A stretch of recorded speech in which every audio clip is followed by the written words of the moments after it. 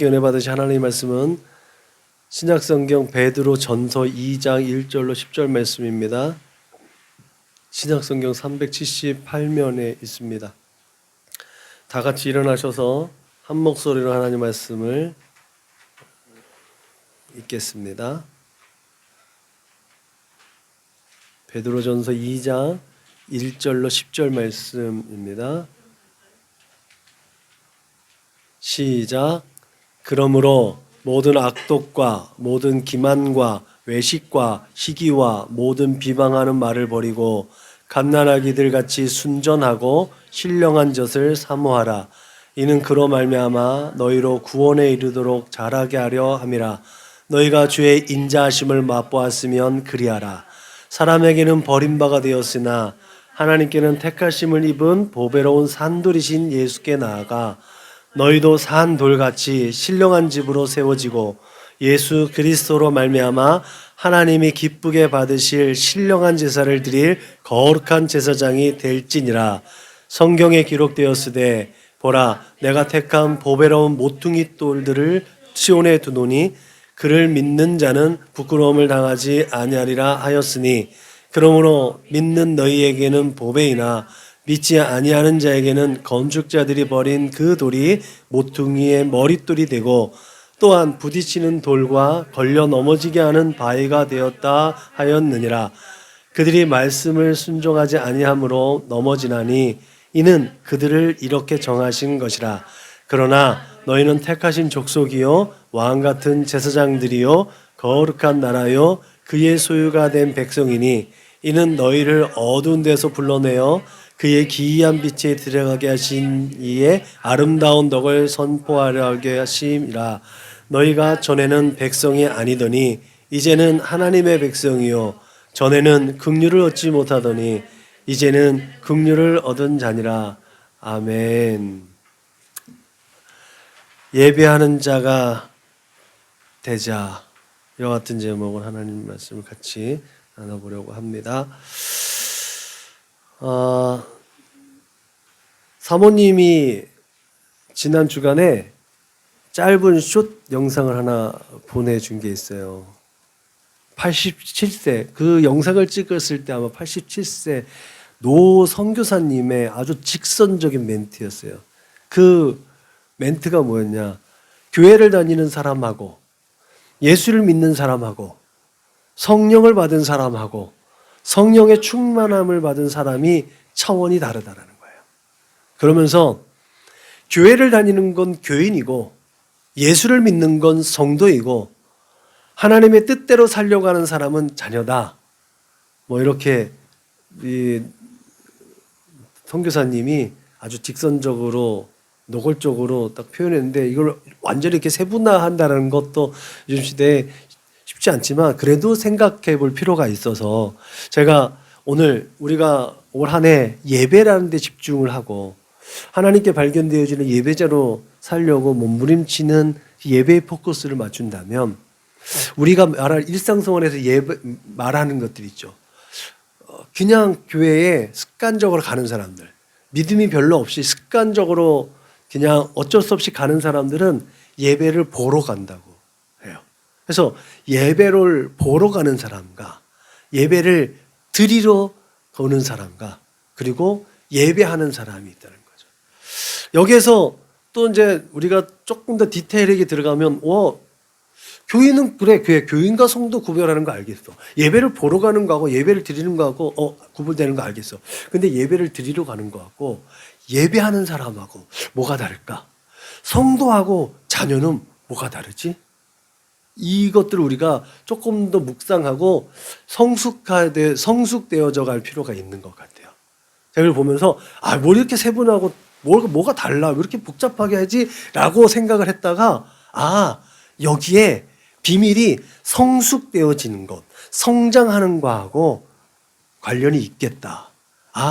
예배를 드리는 건 제3자적인 입장이겠고 예배를 한다는 건 내 주체가 온전히 우리가 아까 찬양 올려드린 것처럼 내 삶을 하나님 앞에 직접적으로 하나님을 마주 대하는 게 그게 바로 예배하는 거겠구나. 예배를 드리는 건 목사님이 예배 말씀 듣는 거 내가 듣고 앞에서 찬양대들이 찬양하는 거 같이 따라해주고 그건 예배를 드리는 행위가 될 수가 있지요. 그 와중에 내가 하나님을 진짜 경험하고 하나님을 만나고 하나님과 함께 교통하고 소통하는 게 예배하는 자 아닐까? 저는 그렇게 생각이 들었어요. 그런 의미에서 정말 우리는 하나님께 예배하는 자가 될 수 있기를 주님의 이름으로 부탁을 드립니다. 이 예배 당뿐만 아니라 그렇게 우리의 삶의 자리에서 하나님을 마주대하고 하나님을 만나고 하나님께서 들려주는 샘의 음성 가운데 마음에 기쁨과 감사가 있어서 늘 함께 동행하는 임마누엘의 은혜와 축복, 그 임마누엘이 늘 경험되어지는 우리 하나님 믿음의 거룩한 권속들, 우리 선한목자교회 성도들의 삶이 될 수 있기를 주님의 이름으로 축복합니다. 오늘 우리가 함께 읽은 단락에서 반복적으로 사물이 등장합니다. 그것이 바로 돌이죠. 보배로운 산돌이신 예수께 나아가 너희도 산돌같이 신령한 집으로 세워지고, 오늘은 이 말씀으로부터 시작하려고 해요. 우리가 잘 알듯이 2장 9절에 있는 건 우리의 정체성을 반영하고 있는 말씀이에요. 잘 알고 있는 말씀, 후반부에 있는 말씀이 이 앞에 있는 말씀을 백업해 주는 말씀이겠지만, 오늘은 이 앞에 부분에 조금 더 기초가 되는, 우리의 믿음의 기초가 되어지는 예수 그리스도. 그래서 예수께서 얼마나 하나님을 예배하고 얼마나 하나님의 뜻대로 살려고 했는지, 우리가 예수님의 삶의 궤적들을 보면 특히 그렇게 하지 않아도 되는데도 불구하고 굳이 하신 일들이 많이 있습니다. 그렇게 해서 자신의 영광이 아니라 하나님의 영광을 드러낼 수 있도록 자신이 끊임없이 낮아지고, 자신이 끊임없이 위험한 데 처해지고, 자신이 끊임없이 사람들에게 비방을 받을 수 있는 자리로 오히려 뒷걸음질을 지는 예수님의 모습을 볼 수가 있습니다. 우리의 삶과 예수님의 삶을 비교해 볼 때 우리는 하나님께 영광을 올려드리겠다는 미명하에 우리는 좀 더 아름다운 것으로, 좀 더 존귀한 삶으로, 조금 더 가치 있는 삶으로 빚어지기를 원한다는 것이 사실이거든요. 그런데 예수님은 그러지 않았다는 것 같아요. 무슨 차이가 있었을까? 거기에는 분명 예배라는 요소가 있었던 것 같아요. 하나님께 나를 드림에 있어서 내가 얼마나 반영이 되는가. 예수님은 하나님께 예배하는 데 있어서 예수님의 삶을 완전히 반영하지 않았던 것 같아요. 그 모습을 사도 바울이 보는 것 같아요. 그 모습을 사도 바울이 보고 자기의 모든 것들이 예수 그리스도를 알았을 때 그 모든 것들이 다 배설물로 여겨져서 다 버리게 된 계기가 그런 것 같아요. 그랬을 때 하나님께서 그 모든 것들을 다시, 바울이 버린 배설물을 하나님께서 다시 사용하셔서 로마의 시민권도, 그의 학식도, 그의 재능도, 그가 가지고 있는 스펙도 하나님께서 다 활용하셨다는 걸 우리가 잘 아는 줄로 믿습니다. 그렇게 내 삶을 하나님 앞에 드릴 때 나의 모든 조건이 하나님 앞에 올려드리는 게 아니라는 것, 하나님을 예배할 때 우리의 마음의 진심, 우리의 모든 것, 아무것도 없는 그 어린아이 같은 순수한 믿음으로 하나님의 얼굴을 구하고 하나님 앞에 나아갈 수 있기를 주님의 이름으로 축복합니다. 그렇게 우리의 삶의 목적은 일평생 예수를 닮아가고 예수 따라가는 보배롭고 복된 인생이 되어야 될 줄로 믿으시길 주님의 이름으로 부탁을 드립니다. 이렇게 주어진 삶의 의미와 목적대로 사는 것이 우리에게는 진정한 행복인 줄로 믿으시길 바랍니다. 하나님께서 기뻐하시고 만족하실 만한 삶, 그것이 바로 예배자이고, 그것을 발견하게 되어지는 것이 하나님의 마음에 합당한 예배자들로 발견되어 주는 줄로 믿으시길 주님의 이름으로 부탁을 드립니다. 산돌이라고, 오늘 성경의 산돌, 리빙스톤, 정말 말 그대로 살아있는 돌이에요. 돌이 살아있다는 거죠. 신약에서 돌은 예수님을 지목하는 경우가 종종 있습니다. 그 이유는 고대인들이나 유대인들의 사고 속에서 그 돌은 변하지 않는다는 속성을 가지고 있거든요. 그래서 영속성, 영원성 이런 것들을 부여해 주기 때문에 하나님 신적인 의미를 반영해 준 것 같아요. 더불어서 한결같아야 된다는 그 불변성 때문에 그 돌과 바위 같은 것들은 신들과 신과 연결되어져서 생각합니다. 그래서 시인이 이렇게 고백하죠. 여호와 외에 누가 하나님이며 우리 하나님 외에 누가 바위인가?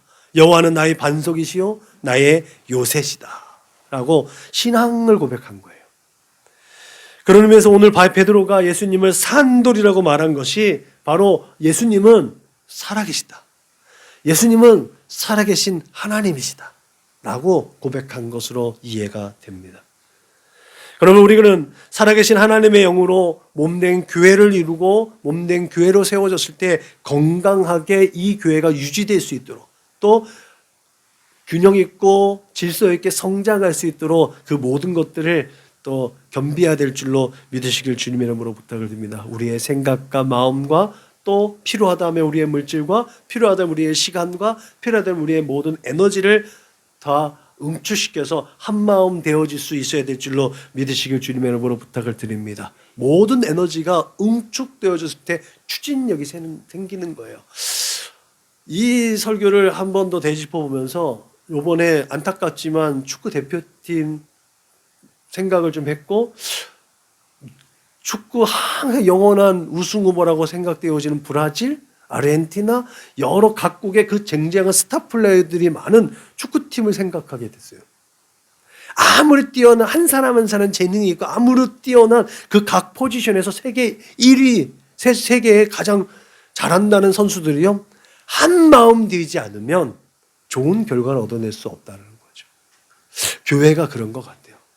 그래서 교회에 한 사람에게 모든 은사를 다 부여해 주지 않고 각 사람에게 여러 가지 각각의 은사를 주셔서 그 은사들이 하나로 다 결집되어지고 응축되어져서 함께 한 마음 되어 나아갈 때 교회가 세워지고 교회가 건강해질 수 있다는 것을 성경은 우리에게 말하고 있는 줄로 믿으시길 주님의 이름으로 부탁을 드립니다.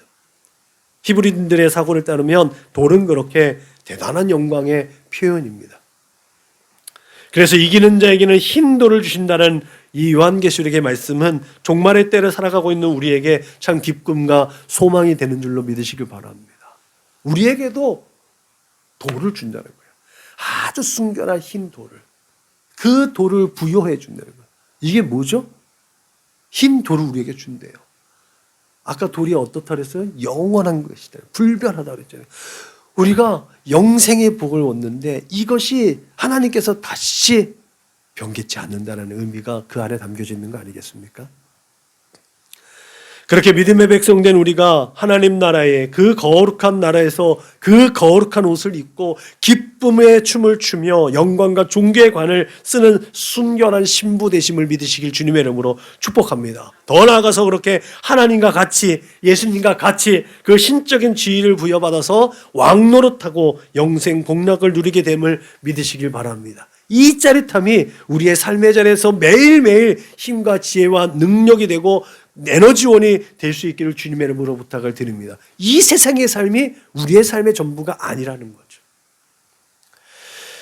그렇다면 이제 우리는 이러한 존재적 삶의 의미와 목적을 어떻게 이루어 드려야 되고 어떻게 하나님 앞에 예배를 올려드려야 되는지 살펴봐야 되지 않겠습니까? 그렇게 하나님께 예배자로 발견되어지고 하나님께서 찾으시는 예배자로 발견되어지기 위해서 우리는 어떠한 예배를 드려야 되는가?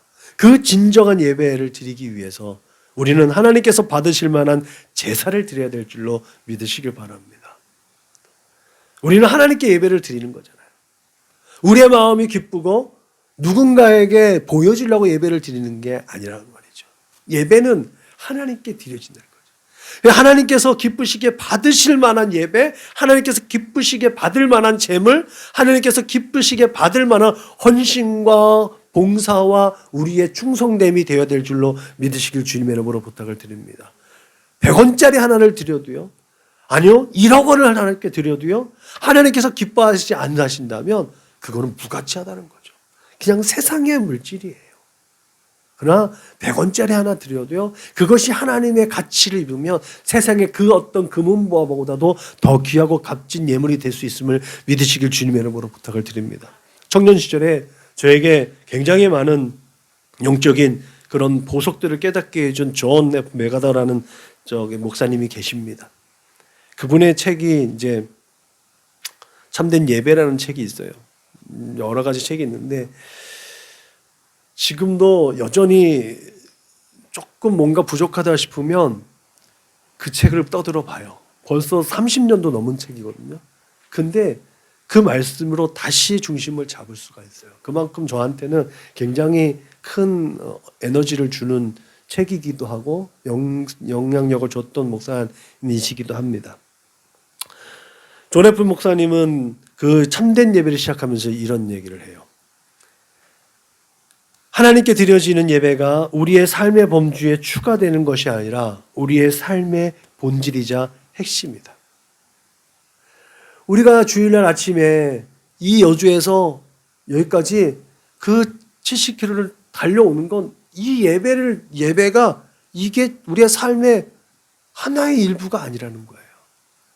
오히려 이것이 이 예배가 이 짧은 시간에 드려지는 이 예배가 우리에게 주어진 일주일의 삶의 모든 에너지의 시작이라는 거죠.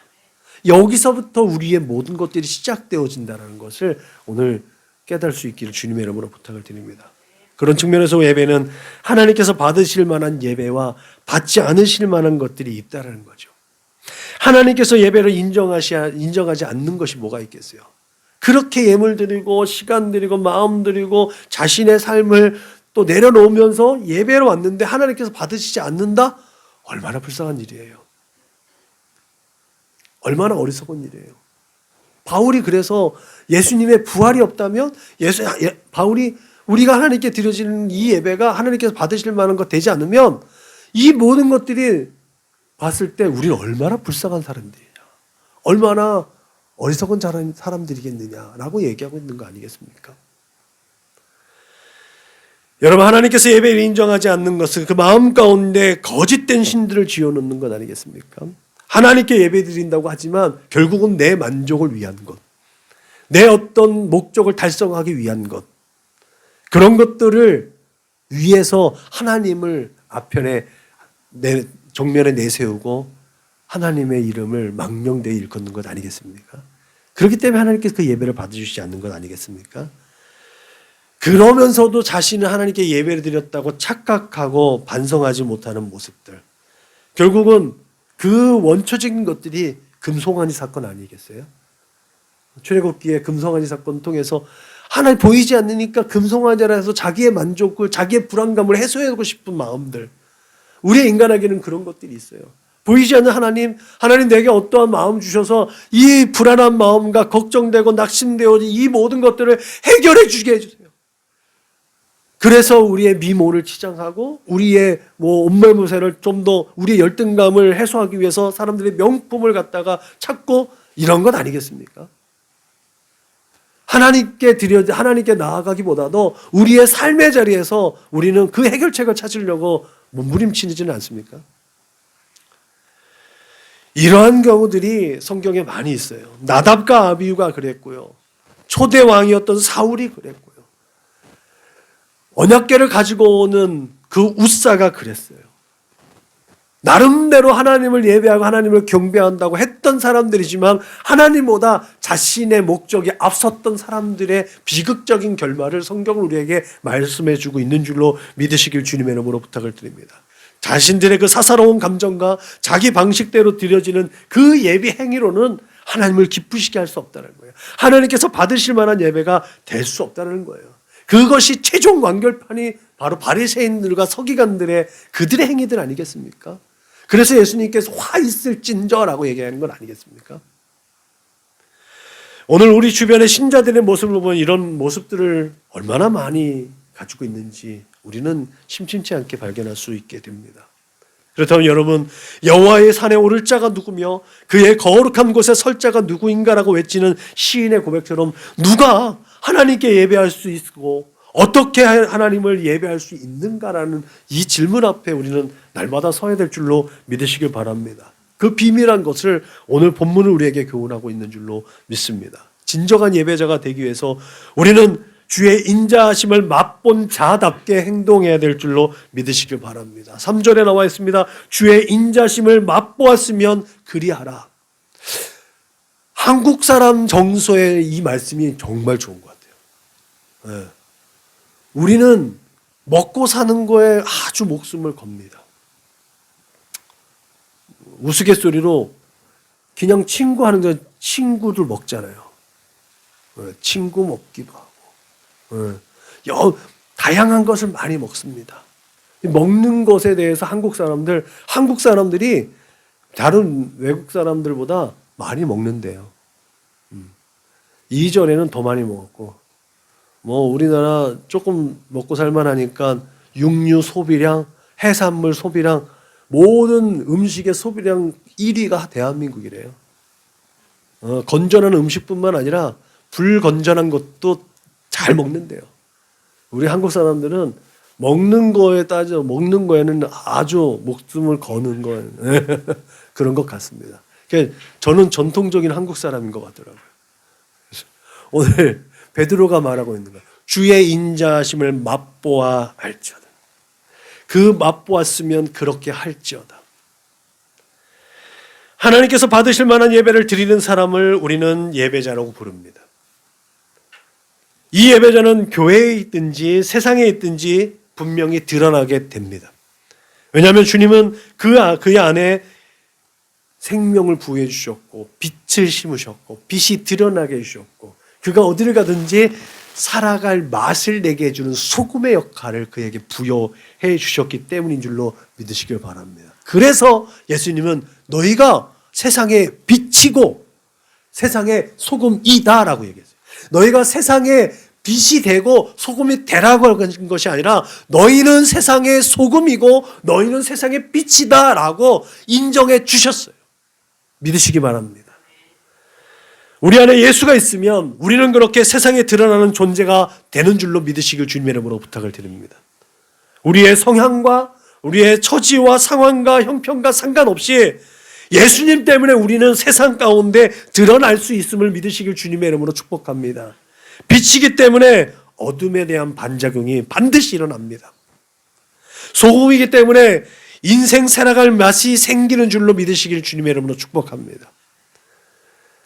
여러분, 그렇게 하나님께서 찾고 찾으시는 예배자들은 분명 삶의 구석구석 그 자리자리에서 병들고 약하고 소외되고 살아갈 희망과 용기가 없는 자들, 그 소외된 자들에게 먼저 다가가서 손 내밀어 줄 수 있는 용기가 필요한 줄로 믿으시기 바랍니다.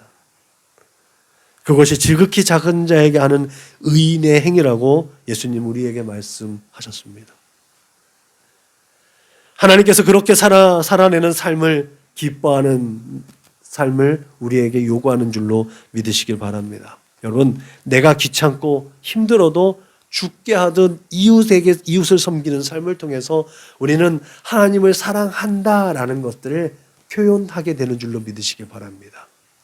그 안에, 그 이웃 안에 있는 하나님의 형상과 모양, 그 이웃은 단순히 사람의 모습이 아니라 죽게 하듯 섬기라고 했으니까 그 이웃 안에 있는 하나님의 형상과 모양을 보고 이웃을 섬길 때 우리는 하나님을 섬기게 되는 줄로 믿으시길 주님의 이름으로 축복합니다.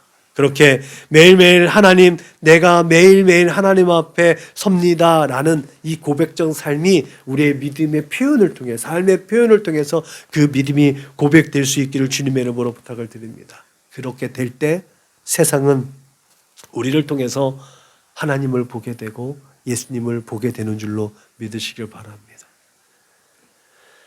여러분, 이렇게 하나님의 사랑은 형이상학적인 뭔가의 개념이 아니라 실제적이고 확실하게 만져지고 그려지고 보여지는 겁니다. 바울이 그래서 이 은혜는 곧 나로 이방인을 위하여 그리스도 예수의 일꾼 되어 하나님의 복음의 제사장 직분을 하게 하사 이방인을 제물로 드리는 것이 성령 안에서 거룩하게 되어 받으실 만하게 하려 하심이라라고 고백했습니다. 이것이 저는 진짜 예배자의 삶이라고 생각되어지는 거죠. 하나님과 이방인은 절대로 함께할 수 없다라는 사고를 가지고 있었던 바울의 입장, 그리고 바울과 같은 유대인의 입장에서 이방인이 하나님 앞에 거룩한 제물이 되어진다는 것, 상상도 못했던 일들이 벌어지고 있는 거죠. 이것이 진짜입니다. 나를 위한 삶이 아니라 제사장의 직분을 맡은 자답게, 주의 인자하심을 맛본 자답게 그렇게 행하는 삶이 진짜입니다. 그것이 기초들 대신 예수님과 연합되어서 보배로 오신 산돌이 되는 우리의 목적이자 정체성인 줄로 믿으시기 바랍니다. 그래서 에베소에서는 너희는 사도들과 선지자들의 터 위에 세우심을 입은 자라. 그리스도 예수께서 친히 모퉁이돌이 되셨느니라. 그의 안에서 건물마다 서로 연결하여 주 안에서 성전이 되어가고 너희도 성령 안에서 하나님이 거하실 처소가 되기 위하여 그리스도 예수 안에서 함께 지어져 가느니라. 설교 전에 얘기했던 노 선교사님의 조금 과격하고 조금 직선적인 그 멘트가 그래서 이해가 되는 거예요. 함께 지어져 가고 있는 거예요. 우리의 신앙이 완성되어지지 않았다는 것을 우리는 늘 끊임없이 깨달아야 될 줄로 믿으시기 바랍니다. 내가 완전하다는 것을 생각하는 순간 그때부터 넘어지는 거예요. 우리는 끊임없이 나를 쳐서 십자가 앞에 복종시킬 수 있어야 우리의 믿음이 지켜지고 유지되어지고 성장되어지고 성숙되어져 갈 수 있음을 믿으시길 주님의 이름으로 부탁을 드립니다. 가끔 드는 예화잖아요. 자전거 페달을 멈추면 쓰러져요. 자전거 페달을 돌리면 그래도 조금씩이라도 앞으로 가요. 그게 넘어지지 않는 비결이에요. 우리가 말씀과 기도의 경건의 연습과 훈련들을 통해서 우리의 신앙을 끊임없이 체근하지 않으면 우리는 영적인 침체에 빠질 수밖에 없다는 거예요. 왜요? 악한 영들이 늘 끊임없이 우리를 넘어뜨리려고 유혹하고 시험하고 현혹하고 미혹하기 때문에 그렇습니다. 무엇으로? 우리의 안목의 정욕으로, 우리의 육신의 정욕으로, 이생의 자랑으로. 얼마나 요새는 미디어가 얼마나 많이 발달되어 있어요. 그 모든 것들로 우리를 끊임없이 유혹합니다. 이찬수 목사님이 이제 제가 일할 때마다 문당 우리 교회 설교를 듣잖아요. 이찬수 목사님이 설교 때마다 요즘에 하시는 말씀 그래요.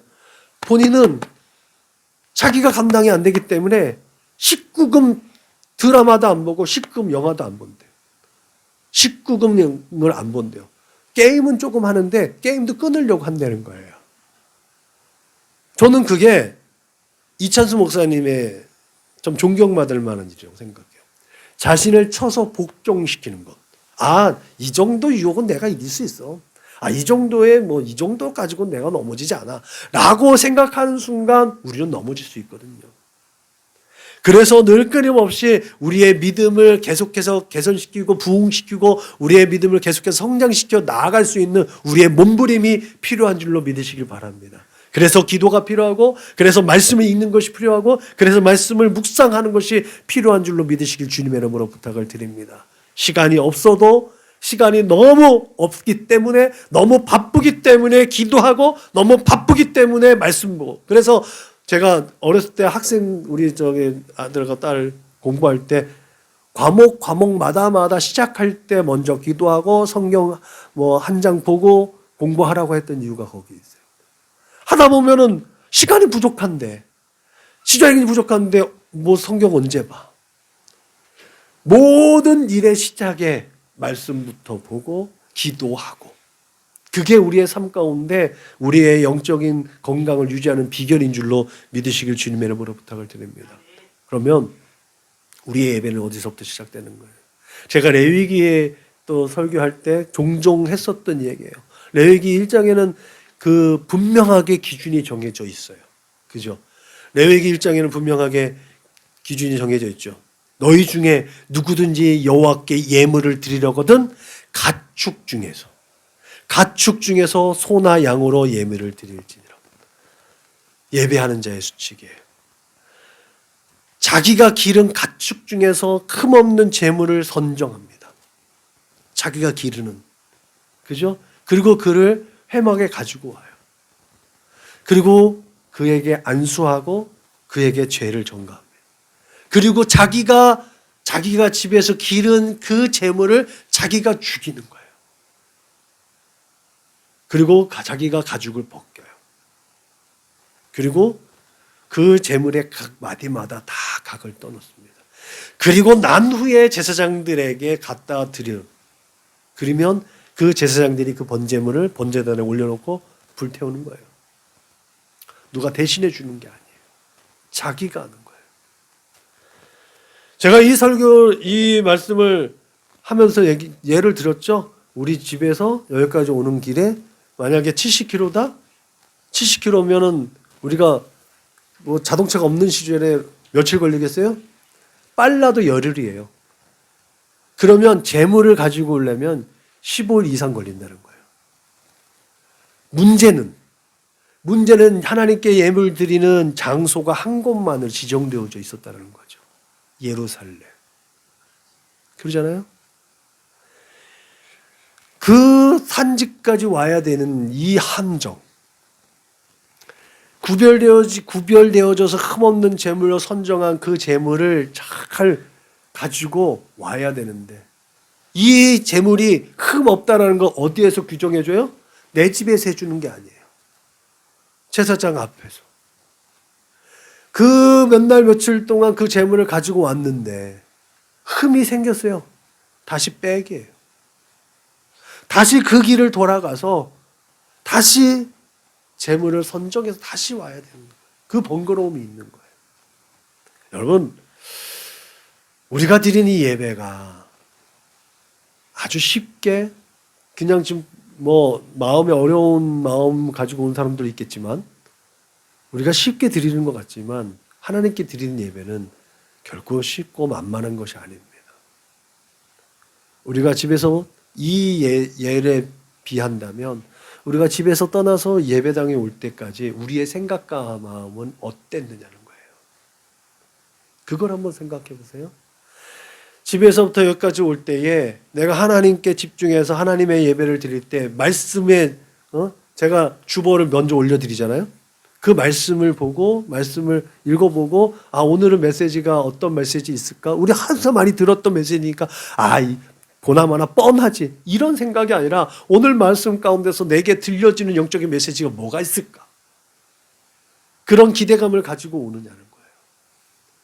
그런 기대감이 아니라 오늘 스케줄 어떤 거 이거 저거 생각하고 왔다면 이미 흠이 있는 거예요. 와서 우리가 참회의 기도를 드려서 그나마 예수의 피로 덮어지는 그 은혜가 또 있지만, 옛날 구약 시대에 이 예물 드림의 법칙을 적용하면 그렇다는 거예요. 우리가 한번 하나님 앞에 예배 드리는 시간, 주일 예배든 수요 예배든 아침에 우리가 가정에서 드리는 예배를 드릴 때 잠자리에 일어나서 그 자리에 들어가는 시간 동안에 우리의 마음과 생각이 어떠냐는 거예요.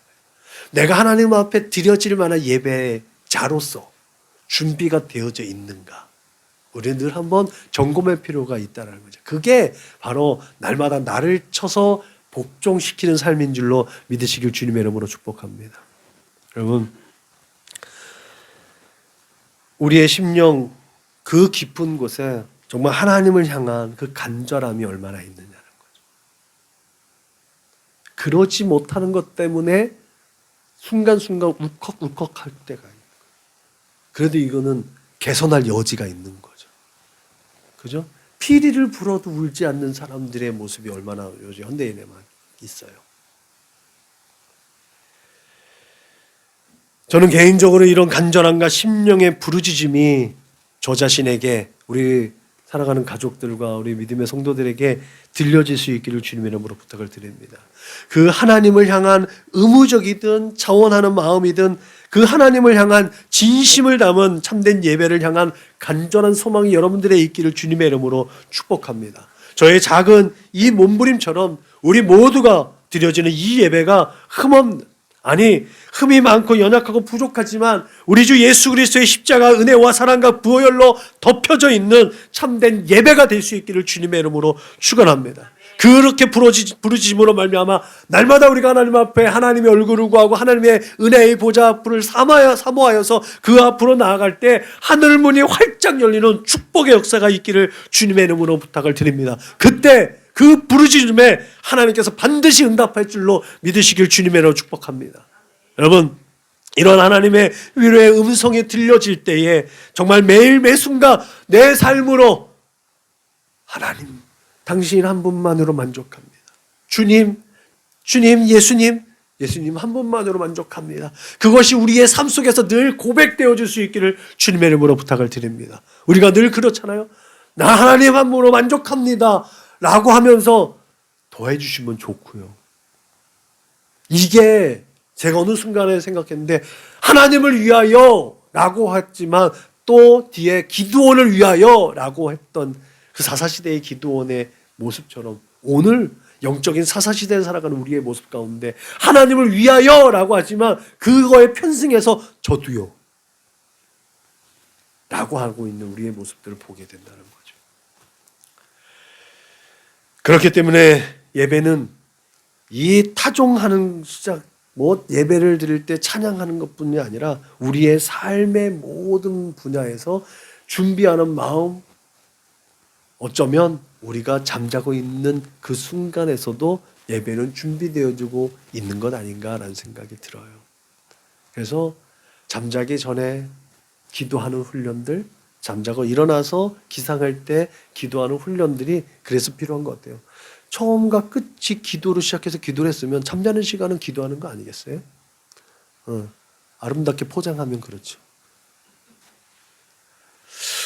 결론적으로 예수님께서 그러므로 예물을 제단에 드리려다가 거기서 내 형제에게 원망들을 만한 일이 있거든 예물을 제단 앞에 두고 먼저 가서 형제와 화목하고 그 후에 와서 예물을 드리라는 말이 있어요. 분명히 예물에는 흠이 없어요. 그렇죠? 예물에는 흠이 없는 거예요. 그런데 예물을 드리는 사람의 마음에 흠이 있다는 걸 예수님이 지적해 줬다는 거예요.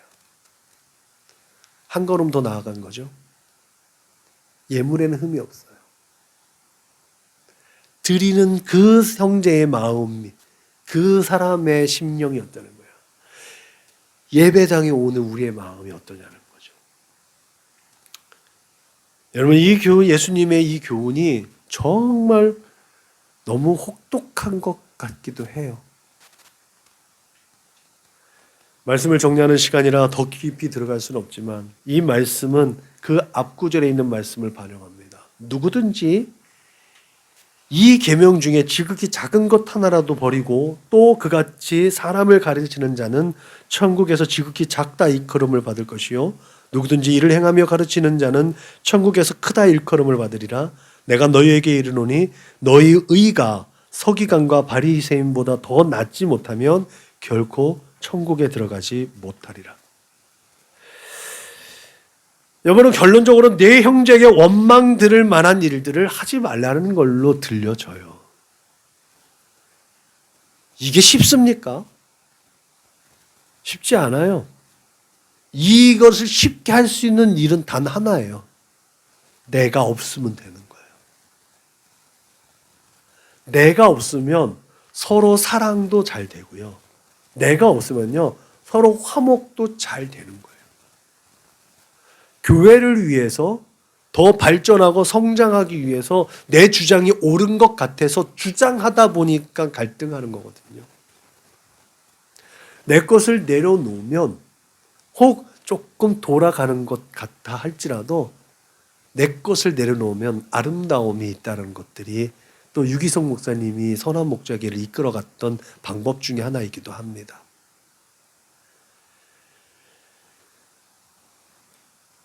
여러분 기본적으로 회막문 앞에서 그 집에서 기른 짐승을 가지고 애지중지하며 데리고 오며 그 순례의 길을 걸어갔던 사람이라면 그 긴장과 고통의 시간을 보내는 것보다 이 노하는 것, 형제에게 나가라고 하며 원수 맺고 반목하고 시기하고 질투하고 어리석은 삶은 여러분 자연스럽게 내려놓을 수 있는 것 아니겠어요? 이 재물을 애지중지 갖고 와가지고 예수님의 이 말씀이 생각난다면 자연스럽게 자신의 모든 결격 사유들에 대한 것들을 다 내려놓을 수 있게 된다는 거죠. 그게 예수님의 가르침 안에 있는 깊은 뜻인 것 같아요. 나를 내려놓는 것. 예배자가 된다는 건 바로 그런 것 같습니다. 내 마음대로, 내 생각대로, 내 기준과 내 감정대로 내 자유를 만끽하며 살아가는 내 인생이 아니라 우리를 어두운 곳에서 불러내셔서 하나님의 영광의 그 나라에 들어가도록 허락해 주신 하나님의 뜻 가운데 살면서 하나님의 그 아름다운 덕을 선포하게 하시는 그 뜻을 이루어 드리는 삶을 사는 것. 그게 예배자인 것 같아요. 그리고 또 하나로 또 다른 말로 사명자로 부르는 것 같아요. 여러분, 매일 그렇게 하나님 앞에 세워지는 연습과 훈련은 그렇게 마지막 백보자 심판대 앞에서 얼마나 자연스럽게 하나님을 만날 수 있는 만남과 기쁨과 익숙한 교제가 될까? 그런 거 한번 생각해 보셨습니까? 우리가 아무 연습과 훈련이 되지 않고 하나님 앞에 섰을 때의 두려운 마음이 아니라 늘 끊임없이 하나님을 마주대하는 연습과 훈련들을 통해서 하나님을 만나는 연습이 되어 있고 훈련이 되어져 있을 때 하나님 앞에 딱 섰을 때 하나님, 아버지, 이런 것들을 한번 생각해 보셨습니까? 이 세상에서의 우리의 삶의 원리는, 삶의 모습들은 그렇게 하나님과 함께 영원한 그 영생의 복을 누리면서 행할 우리의 행위의 연습이고 훈련이라는 사실을 기억하시길 바랍니다.